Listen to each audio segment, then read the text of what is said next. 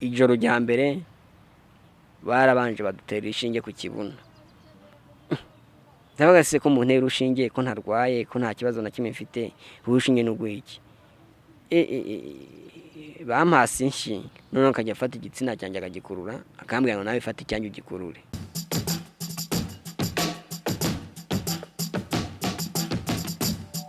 Yes, rero mureke twirinde COVID-19 twubahirize ingamba kandi twubahirize na gahunda leta yaduhaye kugira ngo tujye dutaha kare, dukaraba amazi meza n'isabune, twambara agapfukamunwa neza kandi dushyiremo intera. Nuko noneho ninjiye mu kiganiro. Iyi ni Yawe TV nyine nk'ibisanzwe. Bite? Ni byiza. Amakuru ya? Ni meza. Meze neza? Ndashima. Ufite ubwoba? Ntabwo mfite. Ntabwo bufite? Wapi? Icara wumve wemye tu. Ndumva meze neza nta kibazo. Amazina witwa nde? Ndagira ngo utangire twiga. Amazina yanjye ni Yakaremye habura gato. Kageze ku isi ntibakemera. Iva gukorera Ndayisaba Jean Claude. Niko witwa? Ya. Ayo mazina ni mu ndangamuntu? Ari mu ndangamuntu Ndayisaba Jean Claude. Ibindi ni ibyivugo? Ibindi ntabwo ari ibyivugo ahubwo se ni ubuzima bwanjye. Ya. Yakaremye bapfa kukarera. Niyo mazina? Yakaremye habura gato ngo gapfe. Kageze ku isi ntibakemera. Y'ubwayo irakirerera Ndayisaba Jean Claude. Umukozi wa Beneri. Hafi yabyo. Nuri umukozi wa Beneri nese ko bihakana kandi uri umukozi wa Beneri. Ya. Niko bimeze. Yabishimangira ubyemera. Si ibyawe se? Oya ni ibyanjye. Umukozi wa Beneri. Yes, rero ndi kumwe na Yakaremye. Ni umukozi wa Beneri, akora muri Beneri aho hakurya nyine hari umuntu ushobora kukubona gutya akaba yakumva ko yagafuka imvugo rimwe. Uyu muhungu twaraganiriye numva ubuzima bwe n'ubuzima akwiye gusangiza abandi cyangwa se burimo isomo bamujyanye reka mbivuge nkuko twabiganiriye none ibindi uraza kubyongeraho. Ni umusore sinzi imyaka afite ariko bigeze kugerageza kujya gushaka gukina PRONO, kujya kumukinisha PRONO, binyuze ku wamureraga ku mudamu wamukubita pasi ku wundi musore bamukubita pasi paka Uganda. Inshinge umumubona gutyo nyine yarazihazi. Ndagira ngo noneho utwibwire uri umunyarwanda, uri umugande, uri umunyamahanga. Ya, nge ndi umunyarwanda wujuje ubunyarwanda. Mvuka mu karere ka Bugesera. Karere ka Bugesera. Wenda wakubona gutyo yabona wenda uri mutonya. Reka mbikubaze n'ubundi turi kumwe. Ufite imyaka ingahe? Ubu ngubu tariki 16 z'ukwezi kwa mbere ndaba nujuje imyaka 21. Ya. Imyaka 21 y'amavuko. Yego. Wenda mu gihe none ndagira ngo tuvire mu zini muzingo kugira ngo ibyo bintu byose nasobanuye bikugeraho byagenze gute byaje ryari? Ya, ngewe ubuzima bwanjye nakuze Nisanga nta babyeyi mfite. Nakuriye mu kigo cyo ku Kamonyi. Turebwa nyine muri kwa kundi bajyaga barera imfubyi abana badafite aho kuba. Nabaga rero mu kigo cyo ku Kamonyi none igihe kiragera baravuga ngo abana basohoke batahe bajye kuba mu ngo zabo. Abadafite ababyeyi nabo hagire nk'abantu baza kubishingira bababera ababyeyi. Nuko nguko nakuze Nisanga. Isanzwe uri mu kigo cy'imfubyi nta babyeyi wari ufite. Wowe kicyo gihe cyari kigeze igihe noneho kusohoka ukajya kuba mu muryango byagenze gute? Wabaye ninde wagufashe yakujyanye cyangwa wasubiye mu muhanda? Oya, ntabwo nasubiye mu muhanda. Dusohoka bakingwe nyine ngo bose basohoke. Ntabwo nahise njya mu muhanda ahubwo hari umama yaje kumfata. Yaje kumfata namwe ngo arashaka ko tujya kubana, turagenda turabana. Mu kubana kwawe n'uwo mumama yarakureze nk'umwana, yagufashe wagiye ukora akazi ko mu rugo, byaje kugenda? Ya, amfashe yandeze nk'umwana ariko nubwo tutabanye igihe kinini tumva twarabanye umwaka n'amezi 4. Ya, ariko mbere yo kubana yarambwa ati nubwo tugiye kubana nge mfite urugendo rwo kujya hanze. Mfite urugendo rwo kujya hanze, ubwo ningira kujya hanze nzakujyana nibishoboka ariko nibyanga uzasigara. Ntabwo nzakujyana, nzagufashiriza hano mu Rwanda nge ndi hanze. murabanye ubaye kuri uwo mumama mu rugo rwe, yagiye hanze ntiyagiye hanze, mwarajyanye ntimwajyanye?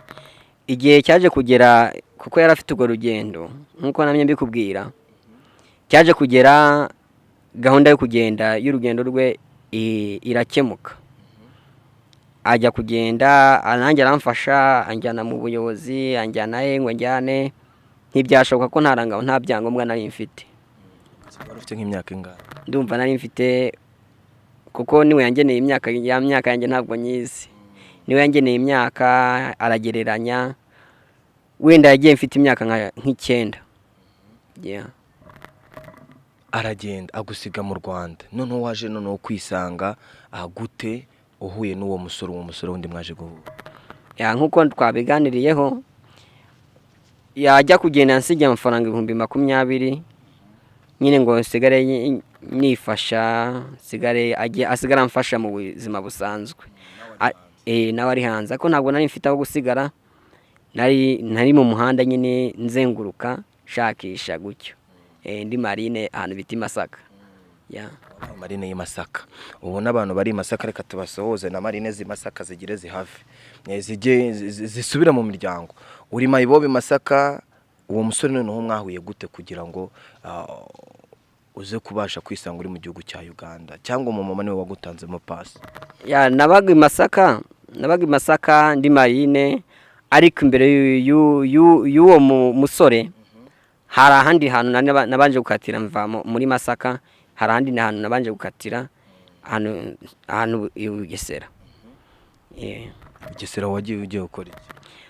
I Bugesera hari umupapa nyine i Masaka yajyaga abona ubuzima mbayemo, njya koza ibyombo byo ahantu kuri resitora, bya biryo byasigaye nkabisukamo amazi, biri mu mazi nogeze mu byombo, nkasukamo amazi nkayunyuguza, namara kubyunyuguza nkayakuramo, nkasukamo akunyu, ubundi nkabidamatu.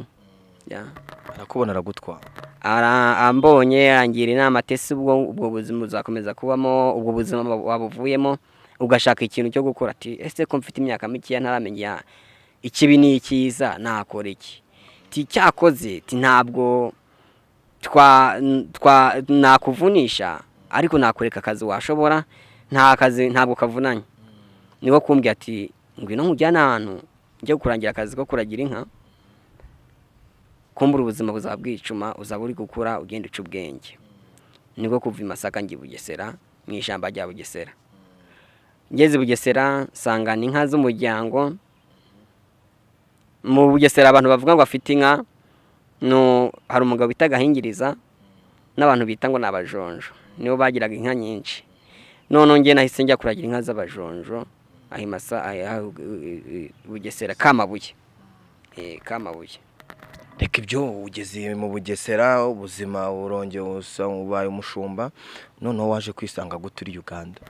Bugesera, reka mbanze mvuge Bugesera ko na Bugesera nahahuyeho n'ubuzima babaje, kuko narababaye bishoboka, kubyo nasigaye nifuza cyatumye mvuka. Nagize Bugesera banyereka inka 77. Bwa mbere ndahura mbanza ku giti cy'abashumba, barancanira igiti. Umunsi wa kabiri nsubirayo, bancukurira, barambwira ati tugiye ubu ngubu kuba waje mu ishyamba tugomba kubanza kwigisha ishyamba, ntabwo wahita winjira ishyamba kuko ntabwo ari igeso, ntabwo ari rya mama wawe. Ntabwo waje guseka, nta nubwo waje kutwereka amenyo yawe, kuko amenyo yawe ntabwo tuyakunda.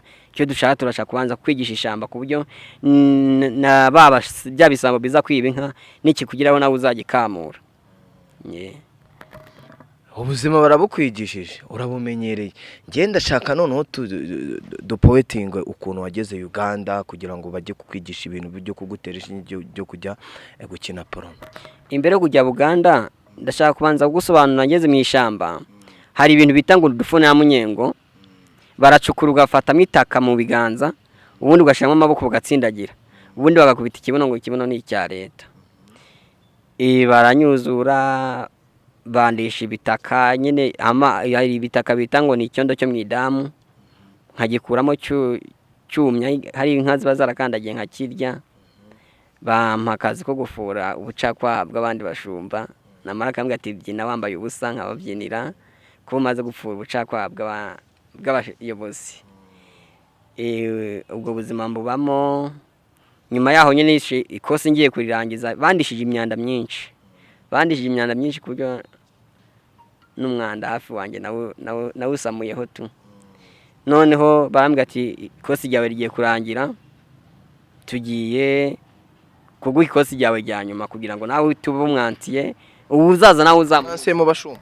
nzaba umwansiye nyine nanjye mbe ku buryo nanjye nimvuga mu bandi bashumba ijambo ryijyana nihaza nanjye undi nzamunyuzure.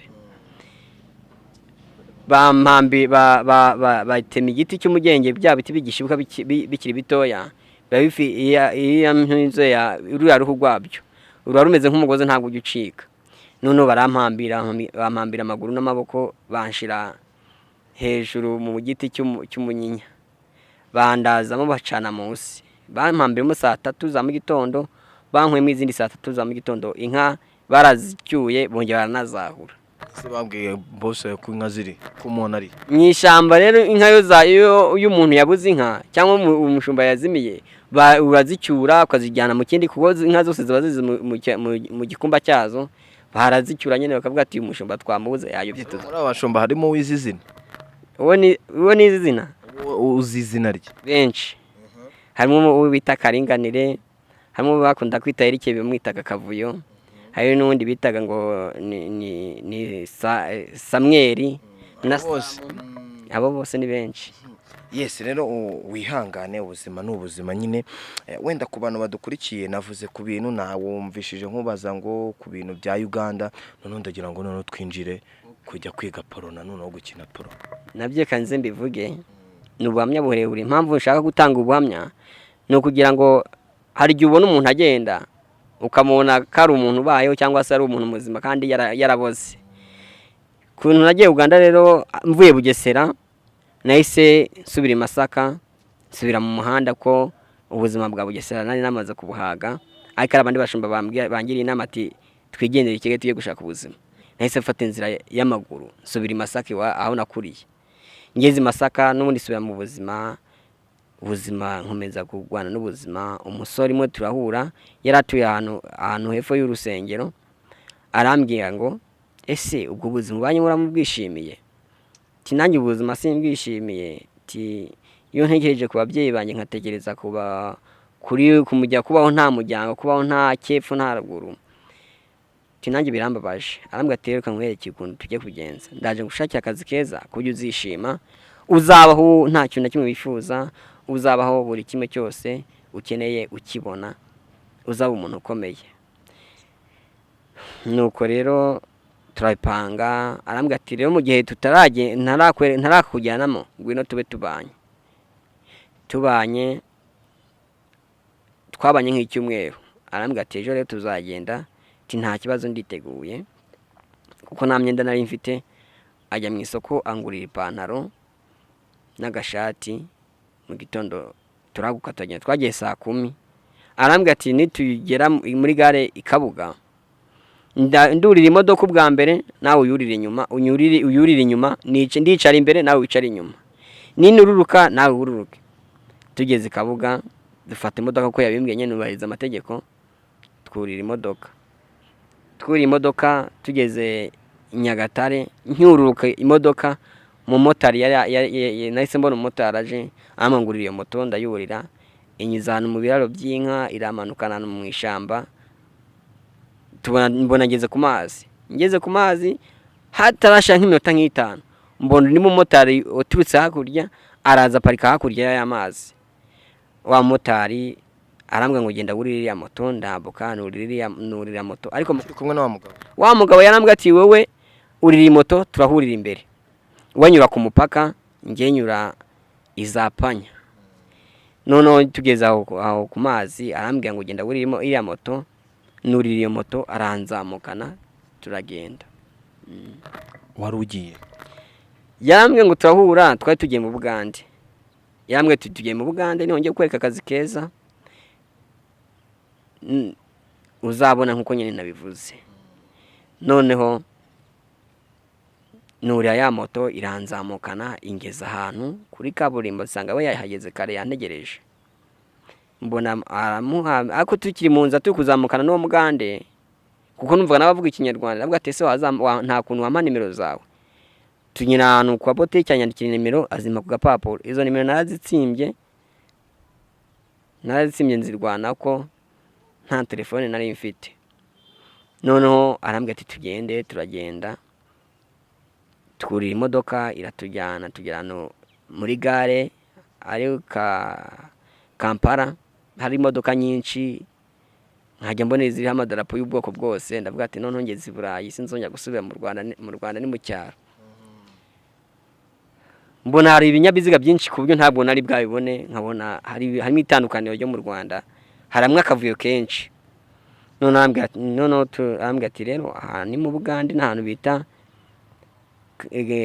Kampala, aha ni mu mujyi mukuru, niho nkujyanye turabona utegeko kubaho mu buzima bwiza. Nanjye nyine ko wari ufite imyaka ingahe? Wenda kuko wa mama yari yambwiye imyaka, nayo imaze kuzuza imyaka 15. Nayo imaze kuzuza imyaka 15, kuko mu ishyamba nabaye imyaka n'amezi 3 nsubira i Masaka nongera nkarangwa n'ubuzima. Ahantu nagiye mu biraka byo gukora amasuku nkubura mu muhanda, naho ngaho nagiye mu Bugande mfite nk'imyaka 15. Uri Uganda urahageze?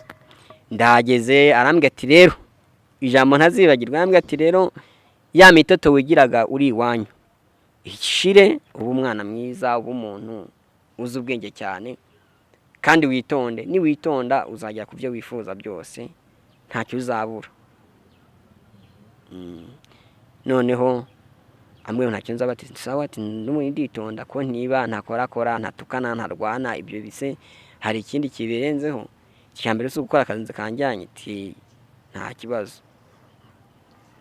Noneho tugezeyo aranjyana, tugeze muri gare arambwira, numva abwiye umuntu hari ukuntu bakura imodoka bavuga ngo jyangu hano, ngwino hano, Sambiya, Kabaragara, Kirombwe, bavuga gutyo nyine aho bagiye. Noneho mbona tugiye mu modoka ijyana bita Sambiya. Sambiya ni hafi ya Victoria. Tugezeyo mbona twinjana mu gipangu kinini, nkigiramwa baravuga ngo gasajya ngo ndagasajya keza karungi, gasajya karungi nyonyonyonyo. Bakavuga ngo dara gasajya karungi kari namanyi, ngo mfite imbaraga nyinshi. Nkavuga ibi bintu abagabo sari abakobwa. harimo aho ngaho twageze, harimo abagabo n'abakobwa nyine, ako bakajya bavuga ikigande, nkumva bavuze ikinyarwanda, nkumva bavuze icyongereza, ariko baravuga ngo gasajya ni kari namanyi ni karungi nyonyonyonyo dala. Nyine bavuga ngo ndi umusore nshoboye, ndi mwiza, nubwo buzima bwanjye rero. Noneho ngezeyo nsangamo abandi bana bavuga ikinyarwanda, bavuga ikigande, ariko ubu ngubu kubera ko nahavuye nta gihe gishize ntabwo napfa kuwamenya. Ariko nagezeyo nsanga abo bana, avuga ati noneho ubuzima bwanjye narigenje, iyo ntumane nkomeza kwibera marine ntacyo byari kuntwara. Noneho ngezeyo baranyakiriye, babanje kunshira muri dushe. Kurumva umwana wa marine nyine hari ukuntu aba afite indi sura, ndoga ndisiga, bampinda imyenda ndambara, ntangira kubana n'ubuzima nyine muri classe nk'abandi, nk'abanyeshuri harimo abandi bana hose hamwe twari nk'abana nka 20. Hari ikigo cy'amashuri? Ntabwo cyari ikigo cy'amashuri. Naye nabanje kuvuga ati sinje ku ishuri, ariko nkabona nta kayi, nta kibaho, ntaki, biranyobera nyine. Naye mbanza gucanganyikwa mu mutwe. Classe noneho yari imeze ute? Nyine hari agakarase, cyari ikigo kinini, ariko harimo abana bavuga indimi zitandukanye.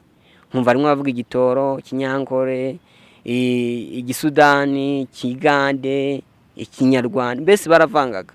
Ukumva umwana kuvuga Ikinyarwanda, washira umwana ukumva ari kuvuga Icyongereza, akavuga ati umwana bimeze bite. Nanjye batangira kunyigisha, ariko nubwo batangiye kunyigisha ijoro rya mbere, barabanje badutera ishinge ku kibuno. ndavuga se ko mu ntera urushinge ko ntarwaye ko nta kibazo na kimwe mfite urushinge n'ugwiki bampasi inshi babanje kunkubita inshi zo mu maso ngo mvane imiteto ngo ngomba gukora ibyo bashaka none nyine ndamenyera ko itegeko rirushibuye gukomera ibyo bantegetse nyine ndabikora mu gitondo saa moya twabyukaga badutera inshinge zo ku kibuno noneho hari ibintu bo niba ari ukuntu babishatse kubikora simbizi bo baravuze ngo gucorana ndavuga ati se gucorana se ko nzi ko gucorana kari nk'uku nkakubwira ngo mpa amafaranga ncorere 100 cyangwa ncorera 500 bo bakavuga ngo gucorana ndavuga ati se ko nta mafaranga mfite nzacora iki mu gitondo noneho mu gitondo cyaho babanje kundeka nk'iminsi 2 gitondo cyaho barambwira ati rero ubu tugiye muri bo babyita ngo niba ari ngo training noneho tugezemo barambwira ati rero ubu tugiye gukora siporo y'akazi dushaka kuzakora tugiye kwitoza mbese babyita ngo ukira mu kinyarwanda ndivuga babyita kwitoza muri repetition kurepeta mbese nko kuri umuhanza bari kurepeta mu gitondo nyine arambwira umwana bari banyeretse ngo niwe tuzajya ducorana mu gitondo nyine mbona kuyima ipantaro arambwira ngo nawe kuramo ipantaro ndavuga ati ntabwo nyikuramo kuramo ipantaro sinyikuramo ako kubwira nyine ku itegeko ndayikuramo noneho akambwira ati rero twikinisha urabizi siti ntabyo nzi twikinisha ntabyo nzi rero tugiye gucorana njye nawe tese turacorana gute kunjyanye ibintu byo kwikinisha kandi naraje mu kazi ibi bintu bibaho umutaro uri mu kazi ntabwo nari ndi mu kazi ako kazi ntabwo nari nkishimiye noneho akuramo ipantaro yayikuyemo nari nyikuramo kubw'itegeko nari nabyanze noneho akajya afata igitsina cyanjye akagikurura akambwira ngo nawe ifate icyanjye ugikurure ko yacyafashe umurego noneho iyo igitsina cyafashe umurego noneho agatangira akajya nkinisha ndabase ibi bisaba nyine no gukuza nyine kugira ngo tuzakora akazi neza tuzakore filimi kuko tugiye kuzaba ibyamamare ibi bintu ntabwo mbishaka. Umuntu wakujyanye mwongeye kubonana? Oya buretse gatoya aho ngabona abansimbutse. Ukiraho wenda wowe nk'ubu reka mbare ko ari umwana ukiraho umuntu wakujyanye ibyo byose byakubayeho byibura wajya kumubonaho wapi yahise agaruka mu Rwanda kuzana abandi bana nta wundi nigeze mbona azana ariko yahise agaruka mu Rwanda yarambwiye ati rero ngiye gusubira mu Rwanda ati rero nzajya nza gusura ati nta kibazo ati ariko rero ati ibintu wanzanyemo ndabona ntabyishimiye ati ibintu rwose ati ubuyobozi bwacu bubimenye bukagufata ntabwo niyo wabura umugande gute ntabwo baguhereza ati ibyo byihorere nese uramuna hari ubuzima bubi nkujyanye muti we gusa ikiza nta muvyeyi n'umufite nta uzagukurikirana nta no uzakuvugira mbese umva ko ni nkaya ntama yayobeye mu ishamba idafite uyivugira buri kimwe cyose kiba kifite uburenganzira noneho haragenda nyene twe dusigara mwiyo gahunda yacu iyo gahunda yo kwikinisha noneho tukajya dukurana ibyo bitsina ariko nabyishimiye ubwo nyene bari banjye ntabwo ntazi iyo biva niyo bijya nkajya mbikora ko nabikunze noneho mu kigo harimo umusaza yakora akazi kawo ko mu rugo ndamwegera kuko numvaga bose bavuga ikinyarwanda bakavuga ibyindi birimi bitandukanye niba ari byo babigishije simbizi kuko nanjye ubu ngubu tuvugana Kigani ndakizi nubwo nakizi neza igiswahili nicyo nzi cyane igiswahili ndakizi kuko byose barabitwigishaga zane namazeyo hari ibintu wavuga mu Kigani nkabimenya byose nibyo igiswahili cyo ndakizi cyane ko nahise nyumva cyane kurusha ibindi aho hantu warahabaye n'ubundi wambwiye ko nyine wagiye mu ishuri rya PRONO ryari wabonaga ari ishuri ryo kwiga gukiramo PRONO harimo n'abandi bakobwa mwari abahungu gusa abakobwa bari barimo ariko ntabwo twabaga hamwe bari bafite mo hagati harimo ikindi gipangu akabakobwa bo bari nk'icumi kuko ntabwo muhura se reka ntabwo byashobokaga ntabwo twahuraga ahubwo kujya kurya niho twajyaga hose twahuriraga kurya, ariko barangiza kurya bacaho natwe ducaho kuko twaba dufite abantu baduhagaze hejuru. byibura wenda tuvuze ngo wenda bagiye nko gukurikirana nk'abo bantu, wenda reka tumare iki, ubu hari nk'umuntu waba wibukamo nk'isura wo mu Bugande, mu bakurindaga, mu bantu bagukoreshaga ibyo byose? wenda mbabonye ku ifoto gutya ntabamenya, ariko ubu ngubu sinamenya icyerekezo cyabo. uri mwaho ubu uri hano mu Rwanda, izo porono se waje kuzikina ntago wazikina? Ukuntu byaje kugenda, nari nkubwiye ngo hari umusaza yabogerezaga ibyombo, none uwo musaza we twaraganiriye namwe kuko bavugaga ikinyarwanda bakavuga icyongereza, kuko nari maze kumenya ikigande, ndamwegera ati kare isebo tigiye bareko mukade turi mukade murungi kwagara, ntangiye kugenda muganiza utugambo nyene two mu kigande bagiye banyigisha turi mukade uri namanyi umanyi kitu cyona, nyine nkagenda muganiriza nkamufasha koza ibyombo. None umukobwa muri abo ngabo yaje aravuga ngo ngo Kagame ngo azi kubyara abana, ngo abana be bazi gukora, ngo ntibintu bya buri kimwe cyose. Yabivuze mu kigande, ako ndavyumva kabivuze kuko ikigande nari maze kucyumva. None nkajya mfasha koza ibyombo umusaza ndavuga ati muzehe, ibi bintu ndi gukora simbizi kandi simbikunda, nubwo nta babyeyi mfite ndi imfubyi, nta cyerekezo, nta hepfo na ruguru, wanyemerera ukamfasha uburyo bwose nacika nkava muri iki kigo? Arambwira ati rero wa mwana we, ibi bintu nanjye ubwanjye ndabireba bikambabaza, kubwo nanjye mbashaka amafaranga, ntabwo najya kuri public ngo njye kubwira abanyarwanda, cyangwa se bahita bavuga bajya mu bindi byinshi yaba ari amatiko, ngiye ndicecekera nkakorera amafaranga yanjye nkuko bikwiriye. Ariko biyenze neza birababaje, ibintu naboneye ndumva iyo ndi kubisubiramo ndababara cyane, kuko nawe uriyo n'ubuzima bukaze cyane, kumbwira ngo ugiye ngurankurura igitsina ukantera urushinge nk'ubw'ingurube, n'ubuzi igishinge batera ingurube cyangwa inka, ubwo urushinge baduteraga umuntu akababara cyane. Izo nshinge baguteraga nyine zari inshinge zigufasha iki cyangwa zongera? Ntabwo nabimenya kabisa, kugeza n'uyu munsi sinabimenya. Nta ngaruka z'izo nshinge byibura ujya uhura nazo, wenda ngo uvuge ngo ushobora kuba urwaye icyo ugakeka ko ari izo nshinge? Ngiye ikintu nshobora kuba nkeka ni imitekerereze, kuko hagiye ntekereza nkabona tekereza abakobwa hafi yabyo, ariko ntabwo ari cyane. Nyine wowe ni ukuvuga ngo inshinge baguteye, hari igihe ujya wicara ukumva nyine ugize imbaraga zidasanzwe zituma ushaka umukobwa? Nyine ibyo ngibyo twambaye umubiri bibaho, ariko kuri wowe ho biza ari akandi karusho?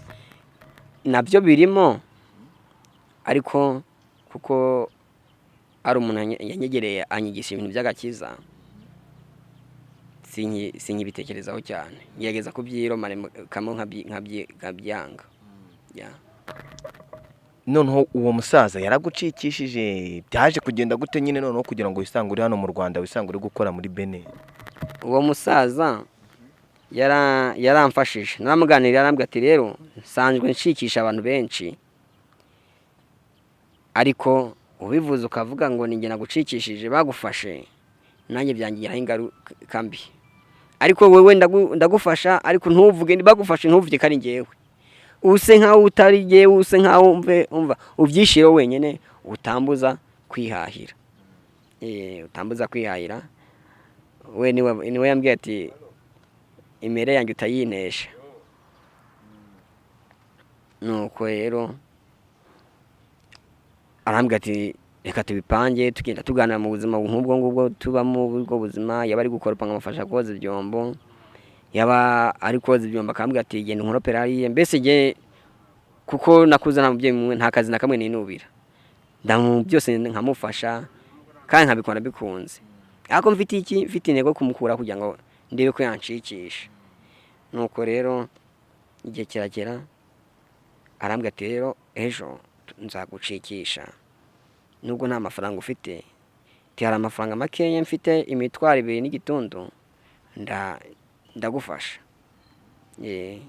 ndagufasha ngucikishe ndayaguha, hari aho uzagenda n'amaguru, hari naho byose ndakubwira ukuntu uzabigenza.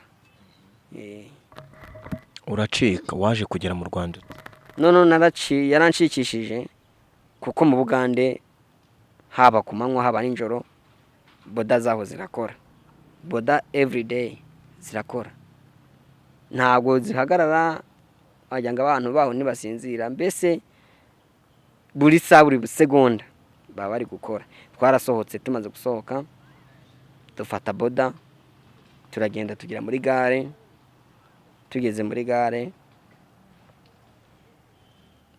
aranyobora nyine, arambwira ati rero reka nkugeze hano ruguru ya gare nkweke hariho. Turazamuka, arambwira ati uyu muhanda urawuzamukamo, ariko ruguru yaho hari ahantu hari undi muhanda ushamikiyeho, ntukatemo ukomeze uzamuke uyu muhanda uzakugeza Imbarara, ariko aya mafaranga nguhaye ntuyasesagure, kandi ikindi cya kabiri ntugende uvuga kuko nta kiganda uzi, uri umunyarwanda kandi abagizi ba nabi bo ni benshi. Arambwira ati nyine angira inama nk'umubyeyi. Nuko nyine ndagenda ndazamuka uwo muhanda, ndawuzamuka buranyiriraho kuko nta mbaraga nari mfite, nkiri muto, ntabwo imyaka 15, ntabwo nari nzi kugenda urugendo ku buryo iminwa yakuma, ntacyo kurya nta n'icyo kunywa ufite. Nubwo nabaye mu buzima busanzwe, ariko nabonaga izo nkondo z'ibijumba nkayikenya, nabonaga ibyo biryo nogesheje amasanyashamo umunyu nkabirya, ariko ntabwo nabimenyereye ko urugendo rurerure. Mva muri gare ya Kabaragara n'amaguru ngera ahantu bita navuye muri gare ya Kampala ngera muri gare y'Imbarara n'amaguru, ariko nijoro naraye mu muhanda. Bwanyiriyeho ndara mu muhanda nananiwe, najya ahantu munsi y'umuhanda mu gihuru ndihengeka. Icyo gihe n'imvura yaraguye iranyagira, nkubita kabisa, numva nanjye ubwanjye ndiyanze, ntangira gutekereza kwiyahura, mbese nkatangira gutekereza ibintu bibi byo kwiyahura, ntangira gutekereza ibintu byinshi, se navukiye ikintu byagenze gutya, ibintu byinshi. Yes, rero tugana ku musozo, ntabwo nasoza wenda navuze ngo uri mu gihugu cyawe, icyo uharanira no gukora wenda kugira ngo abantu banadukurikiye babashe kumenya noneho wageze mu Rwanda, ubu uri mu Rwanda, tuvuye muri ibyo bya Uganda. Imana ishimwe ntabwo wakinnye iyo PRONO, ntabyo wakoze. Mu Rwanda uhageze waraje uba mu muhanda, byagenze gute? Nageze mu Rwanda nsubira mu muhanda kuko ntabwo nari mfite ahandi ndi busubire. Nasubiye mu muhanda, ariko hari umuntu yaje kunyegera, umwana w'umukobwa bita Edisa, Imana inamuhumera umugisha, ndamushimiye, nanabona iyi video azamwumve ko mushimiye. Yanyigishije inzira y'agakiza. Nyine yarambwira ati ibi bintu urimo, isi iragufashe, n'ubuzima buragufashe, n'imibereho iragufashe, urabona ubu udafite Yesu urapfa nk'akabwa katagira icyerekezo. Anyigisha nyine ibintu by'iyobokamana, njya gusenga. None ngiye gusenga, nganiriza pasiteri waho, ndamubwira ati ko ntafite aho kuba, nta kuntu wamfasha. Hari akazu kari gafatanye na toilet, arambwira ati kari akazu rero niko genda ukiberemo nta kibazo. Nta matora nari mfite, nta n'igitanda, nta nishuka nari mfite. Nahise njya ko ahantu hepfo kuri botike, urumva nari maze igihe, ntabwo wabura inshuti. Ndamubwira ati wampaye umufuka wa kilo 100 ko hari ikintu ushaka kukumaza, kandi urabona n'ubwo umufuka wa kilo 100 nawe ujyamo nkaho kwirwamo. None ngezeyo ndamubwira mu mufuka kakazu bakampaye, nkajya muri kakazu, nkajya mu mufuka nkawuraramo indani, kacya mu gitondo nkabyuka nshakisha nyine ubuzima gutyo. Ubu none ukora muri Beneri wahageze ute? Ukuntu nageze muri Beneri rero, nageze aho ngaho mu buzima, hari undi mu mama nyine nabwo ubu ngubu nawe yese yigendera hanze, nawe uri hanze, ariko nawe ndamushimiye, nabona iyi video yanjye, hari akantu anyemereye ejo bundi, hari akantu agiye kumpa. None ndanamushimiye, hari ibintu byinshi yagiye amfashamo, tangiye bagiye anyishurira inzu, ntangiye gushakisha nanjye akazi ko gukora, nta nirangamuntu bwabone. Njya gukora mu bitaro byo kubashinwa, ari Masaka nyine, nkora akazi k'amasuku, nkore 23. noneho kampani nakoreraga bayita keji harvest iza kontara biza kurangira batwimurira sehashika banyimurira sehashika nta nzu nari mfite nta nari mfite aho kwerekera nari mfite aho kuba mba muri sehashika nye nkatungwa na sehashika nkajya nkarya ibiryo bya sehashika n'abari abantu bagiye muri ibyo sehashika ndabashimiye cyane kuko nanjye baramfashije mba mu bwo buzima rero nkarya gutyo bazana ibiryo nkarya ku buryo mu kigo cya sehashika banampimbye izina banyita ngo ndi papa sava ngo byange mbyirire banyita papa sava mbese ahantu habaga ibiryo hose nabaga mpazi ibiryo by'abarwayi kwa kundi babagemurira abarwayi nanjye nibyo narya kuko ntaho nari mfite ariko nkomeza gukora nkorera 2023 naho nanone kuko n'ubu ngubu niyo bagikorera sehashika gusa nyine Imana nubwo yanzamuye nkorera 2030 ubu ngubu ariko navuye ku 2023 ako nubwo ngubwo none mba sehashika nakoreraga kampani mba muri sehashika ndara hejuru y'amabawesi haraka ntago wahembwaga kuki utageze ujya gukodesha impamvu ntari mfite nagomba kubanza kwibaka mu mujyi wa Kigali ntabwo wajya gukodesha inzu nta maturu ufite nta gasafuri ufite go gutekamo ariko nahakoze amezi 3 mpita nsohoka hanze njya gukodesha inzu njya kwikodeshereza ariko kuko babonaga nari nshoboye kuko nakoraga ibintu bya jaride nzi gukata jaride cyane barankunda cyane nkamenya no gukoresha akamashini gakuba amakaro baza kuma transfert yo kuntransfert muri Beneri gukora yo jaride ukora jaride ya Beneri nkora jaride ya Beneri nzi no kwandikamo inyuguti mu ndabo cyane ubuzima noneho ubu ngubu urumva ubuzima bumeze bite nyuma yo ku struggling ubwo buzima bwose uraje uciye aho ngaho bajye kujyanye mu ishuri ryo kwiga gukina PRONO ntiwabijyamo Imana iragufasha uvamo ugeza noneho ubuzima bwawe bukuru no musi buhagaze bute ntabwo ntaho ndava ntaho ndagera ariko hari mwitandukaniro ntabwo ndi kwa muhanda ubu ngubu mfite akazi ndi kuba nkodeshamo 15,000 hembwa mpembwe 30 ndishura 30 mbese nibyo bintu nzi ubu ngubu Imana igira neza iratabara yes rero wari wifuje kuganira natwe no kugira ngo n'abadukurikiranye bumve ubuhamya bwawe tugana ku musozo ni iyihe nama wagira urubyiruko wenda ku muntu wari wese wumva ko yajya mu nzira y'ubusambanyi cyangwa nose bamucisha yagombye kubijyamo ngewe impamvu nashatse kugira ngo mbishe public ni ibintu nababaye cyane kandi ubuzima nabayemo none uburiya hari n'undi aba mu bwo buzima bundenzeho niyo mpamvu nashatse kwegera nkamwe bw'abanyamakuru mugera mubonwa na buri wese kujyana nanjye ntanga ubuhamya bwanjye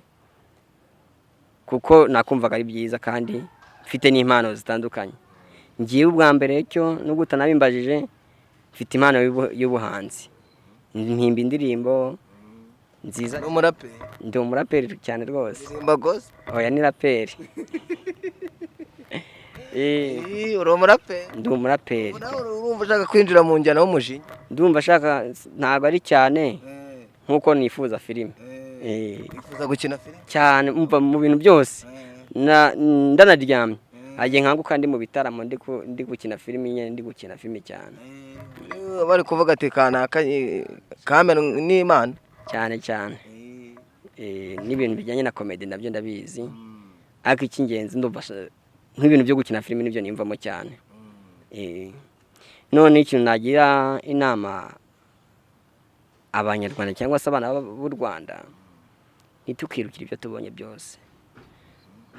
tubonye byose kuko nkuko njya mbivuga ibyera byose ntabwo ari amata nyine yaramwe ngiye kuma ako kazi ariko ako kazi yagiye kumpa ntabwo nakishimira nasanze ari akazi kirimbukiro inzira mbi ntabwo ari nziza izo nzira zo kujya mu busambanyi inzira zo kujya mu bindi bibi byose ntabwo ari byiza bashaka babigendera kure kuko atari byiza cyane murakoze cyane murakoze namwe rero reka mbashimire mwakoze kubana natwe nongere mbisubiremo mwuka byaramwe twirinde icyorezo cya COVID-19 twubahiriza ingamba za leta kugira ngo turebe ko iki cyorezo tugihashya haba mu Rwanda ndetse no ku isi kandi dukaze ingamba dusenge cyane ni Yawe TV Imana ibahe umugisha turabakunda cyane.